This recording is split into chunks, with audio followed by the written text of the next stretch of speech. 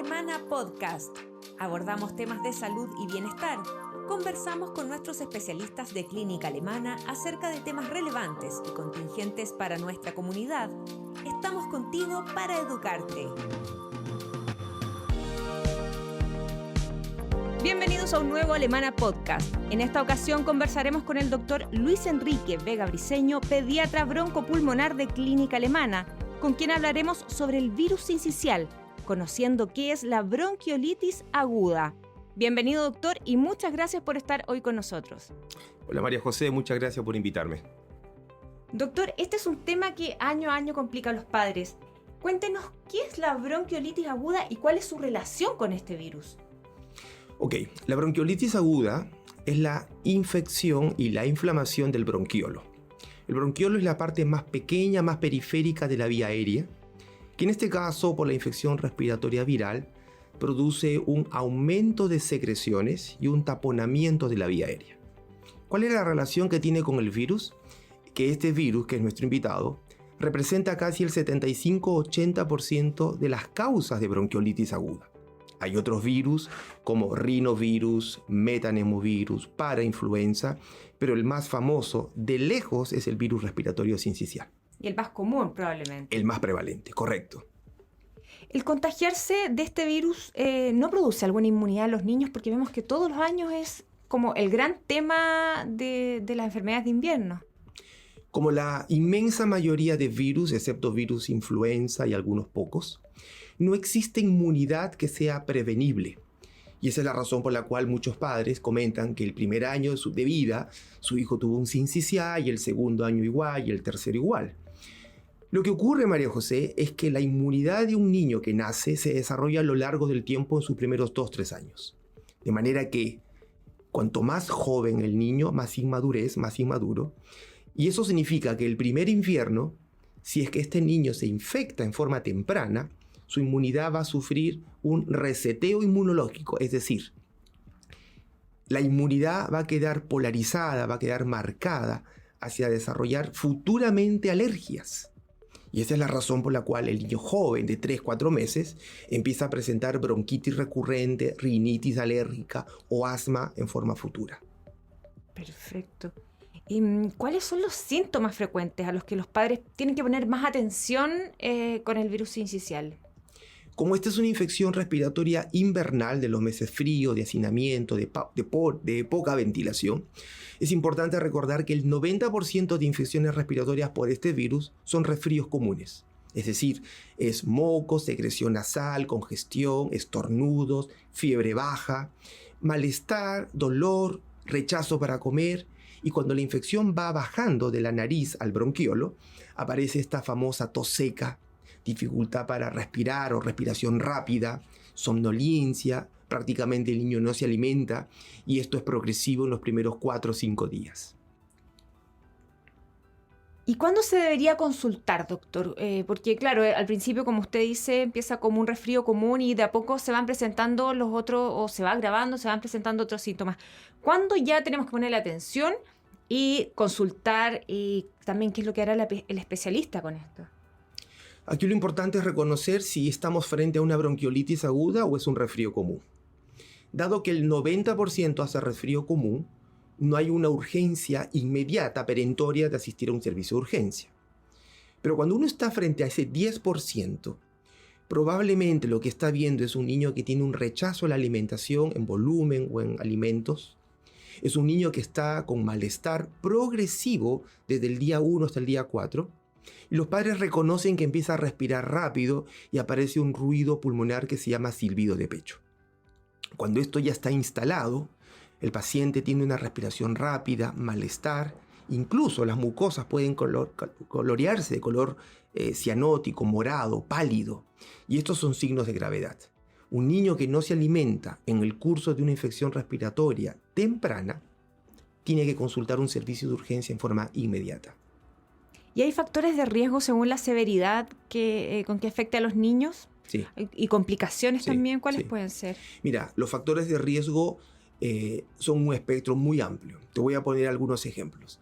Una infección en un menor de 3 meses puede ser una condición muy grave que lo lleve a una unidad de cuidado intensivo. Si el paciente es prematuro, menor de 32, 33 semanas, el riesgo es elevado. Si fue un niño que salió de alta de la UCI con oxígeno y tiene una displasia pulmonar, su riesgo es muy elevado. Los cardiópatas, los inmunodeficientes, también están en la población de riesgo. Y cuando ya el niño se hospitaliza y lleva varios días en una sala o ingresó a la unidad de cuidado intensivo, el pronóstico es de cuidado y por lo tanto hay que estar muy encima de la evolución diaria. Y si este virus se presenta en niños un poquito más grandes, preescolar, 2, 3 años, va disminuyendo, o sea, así como es más severo, mientras más pequeños, empieza a disminuir la agresividad con la que afecta este virus mientras van creciendo. Sí. Cuando uno toma anticuerpos en sangre a los niños de 2 años, el 100% tiene anticuerpos positivos. ¿Qué significa esto? Que ya se expuso al virus. Lo que tú estás mencionando sería una segunda o tercera infección en la vida, donde ya existe una madurez inmunológica y por lo tanto la gravedad de un niño en términos de bronquiolitis aguda o neumonía se reduce significativamente. No es lo mismo atender una bronquiolitis en el primer año de vida, en el primer invierno, que en el tercero o cuarto invierno de vida. O sea, ahí probablemente va a ser algo más ambulatorio, un resfrío que tengamos que cuidar en casa. Es excepcional hospitalizar a un niño de 2-3 años con una bronquiolitis aguda en invierno. Sin embargo, dicho de otra manera, es muy frecuente verlo en el invierno, en los meses fríos, en el primer invierno de ese niño. Perfecto. Doctor, ¿cómo es el tratamiento de este virus? Una vez que ya es detectado, ¿cómo se trata?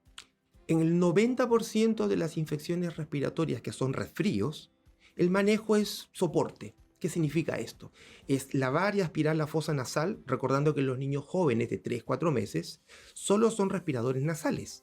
Significa que un niño pequeño no tiene la capacidad de abrir la boca para corregir su dificultad respiratoria. Si se congestiona la nariz, el niño se va a poner pálido, azul y puede entrar en una falla respiratoria. O sea, lo primero es lavar, aspirar la nariz, aspirar secreciones. Ese detalle yo creo que nadie lo tiene muy claro. Sí, porque cuando uno ve a un niño con la nariz tapada, congestionada y no se alimenta, lo primero que hacemos en una consulta o un servicio de urgencia es permeabilizar la fosa nasal. Si la dificultad persiste, ese niño tiene que entrar a una sala de hospitalización, porque probablemente va a entrar en un círculo vicioso de no alimentación y deshidratación. Cuando la infección progresa y ya baja la vía aérea y estamos frente a una bronquiolitis hecha y derecha, el pronóstico y el tratamiento es un poco más triste, porque no tenemos una herramienta clara que permita limpiar esa vía aérea. Por ejemplo, como mencioné en la clase anteriormente, son pocos los niños que responden al salbutamol. Como esto es una infección viral, los antibióticos no funcionan, los corticoides no funcionan. En algunos niños pequeños usamos un poco maniobras kinésicas para limpiar estos tapones mucosos, para aspirar la vía aérea baja. Pero en general, María José, el tratamiento es solo soporte y, por supuesto, oxígeno en aquellos que hagan hipoxemia. Doctora, ¿hay forma de prevenirlo o es casi imposible de que cuando están asistiendo, por ejemplo, a jardín o sala cuna, se libren de este virus? Cuanto más joven el niño en su asistencia a una sala cuna, guardería o jardín, mayor es el riesgo de infectar por el virus. Recordemos que todos nosotros tenemos anticuerpos positivos a este virus. La pregunta sería, ¿por qué solo el 10% hace bronquiolitis aguda o cómo saber que mi hijo lo va a hacer? Aquí hay factores de madurez inmunológica que determinan y es imposible predecir cuál de estos cientos de niños que vemos en las urgencias va a desarrollar la enfermedad. ¿Cómo prevenir o cómo cortar la transmisión humana? El factor más importante es el lavado de manos. Esta es una transmisión de mano a mano, de humano a humano, y por lo tanto el uso de aislamiento, guantes, pecheras, cuando uno examina a un niño o cuando este niño está en contacto con terceros niños, lo que está haciendo simplemente es detener la cadena. El lavado de manos es esencial, a diferencia de otros virus que se transmiten por gotitas o por secreciones. Aquí el vector es la mano. Cuando este virus ya ha sido excretado a través de tos o estornudo a una superficie inerte, como la ropa de cama, como un juguete o como el fonendo que tenemos los broncopulmonares, los pediatras en un servicio de urgencia, este virus permanece viable en las próximas 8 horas. Es decir, qué importante es la desinfección de las salas, las camas, para que el paciente número 2 o número 3 que asista a la misma superficie no se contagie. Es altamente contagioso. Es altamente contagioso y tu mano y la mía son los vectores que transmiten este virus.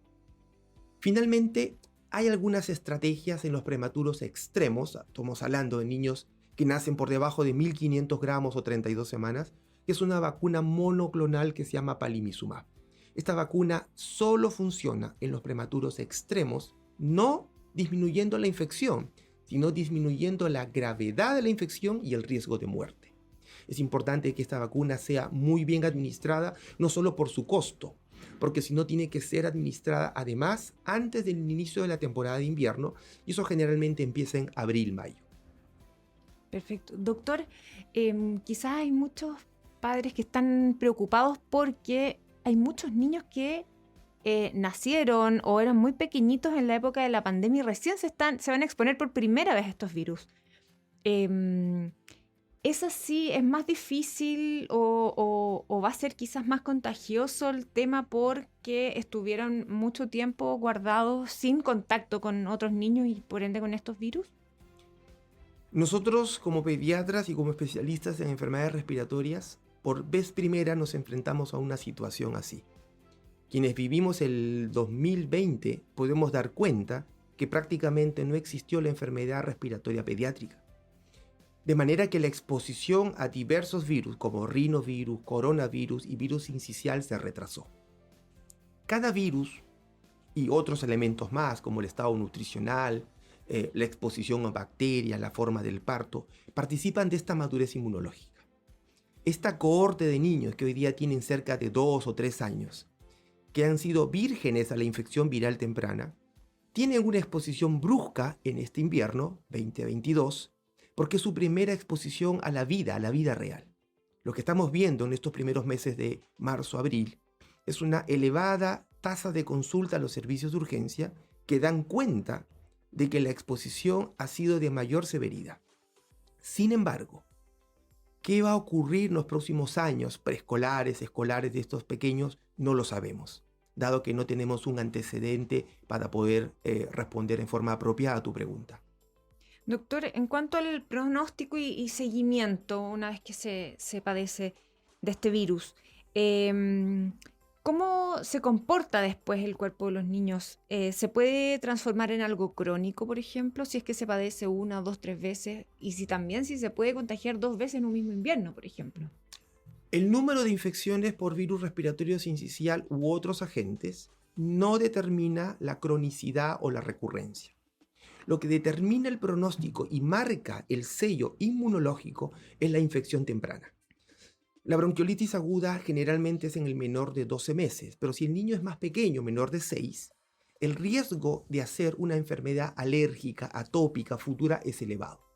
De hecho, los niños que se hospitalizan en forma grave por un virus respiratorio sincicial y están en la unidad de cuidado intensivo, tienen entre 6 y 8 veces más riesgo de ser asmáticos cuando tengan 6 años. Es decir, de alguna forma el virus puede modular tu respuesta pulmonar crónica, como tú mencionas, futura. Lo que más vemos son estadios de hiperreactividad bronquial transitoria en los primeros 3 años, pero un grupo pequeño de ellos seguirá presentando estos síntomas hasta los 6, 8 o 10 años. De manera que sí, una infección temprana puede ser el comienzo de una enfermedad futura. Doctor, para terminar, ¿qué recomendaciones le daría a las mamás y los papás que están escuchando y que en el fondo les preocupa mucho este tema porque estamos empezando la época más complicada? Correcto. Si el paciente tiene factores de riesgo como prematurez extrema, cardiopatía, uso de oxígeno o antecedente de uso de oxígeno y otras condiciones inmunológicas, es preferible retrasar el inicio del jardín o sea la cuna no antes del primer año de vida, ojalá el segundo año de vida. Si el paciente no tiene factores de riesgo, pero es un niño que está atravesando su primer invierno y tiene 2-3 meses, yo creo que hay que ponderar si realmente el beneficio de una asistencia, recordando que todos trabajamos, justifica una exposición y un riesgo. Si el niño ha nacido en el mes de mayo, junio, probablemente ese invierno en ese pequeño puede ser de alto riesgo. Hay otros elementos que son importantes, como mencioné, como la contaminación intradomiciliaria. No es sorpresa de que muchos hogares se calefaccionan con parafina, leña o gas. Esto entorpece la ventilación, es un factor proinflamatorio que cuando se combina con una infección viral puede ser una granada que explote. Doctor, y por último, ¿qué pasa cuando hay un bebé muy pequeño que está en casa, pero el hermanito es el que va al jardín? ¿Cómo podemos resguardar en el fondo al más pequeño, sabiendo que el que es un poquitito más grande va a estar expuesto a estos virus en el mismo jardín infantil o sala cuna? Nosotros como especialistas en enfermedades respiratorias y ustedes que vivieron la pandemia 2020 de manera real e inmediata, pueden dar cuenta que los niños preescolares y escolares son los vectores de las enfermedades respiratorias en la comunidad. Nuestros padres, nuestros abuelos estuvieron libres de infecciones respiratorias porque los chicos se tuvieron en casa. Dicho de otra manera, si hay un niño pequeño en casa y su hermano tiene 2-3 años y va al jardín, lo más probable es que este hermanito sea el vector de un virus respiratorio sincicial en un niño pequeño. La recomendación desde el punto de vista teórico es evitar la asistencia a una sala cuna para evitar el riesgo o disminuir el riesgo en el hermano pequeño. Yo sé que esto suena muy teórico, pero la única forma de disminuir el riesgo es cortar la cadena de transmisión.